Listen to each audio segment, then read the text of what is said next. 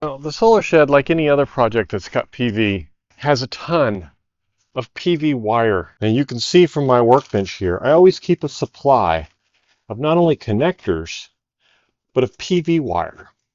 Now, the nice thing about this PV wire, it is pure copper wire, allowing large amounts of voltage flow through with very low resistance. The insulation is good and thick, and it's rated for 105 degrees Celsius, which means it can take the outside weather that comes with PV wire. Not to be confused with cheaper wire that either has less insulation or doesn't use pure copper. You're going to want this quality of PV wire for your systems. You can easily connect MC4 connectors to one end of the wire and then an MC4 connector to the other end of the wire to build extensions, to connect pieces of PV, to connect solar panels together. I only use this high quality pure copper wire in order to prevent there from being problems in the future.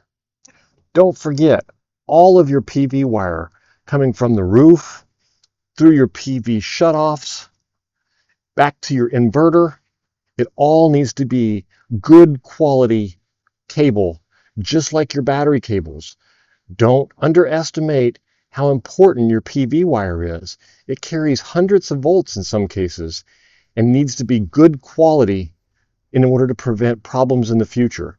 Make sure you're getting it from a reliable source so that you're not worried about how good of a quality it is and that you can get the same wire with the same quality on an ongoing basis.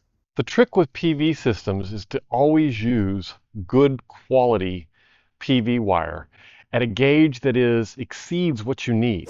They come in 3 different gauges, 8 gauge, 10 gauge, and 12 gauge. So you're going to want to make sure, and I'll post what those amp ratings are for each of them on the screen, but make sure that you're using good quality, pure copper 105-degree insulated PV wire for your PV to prevent problems.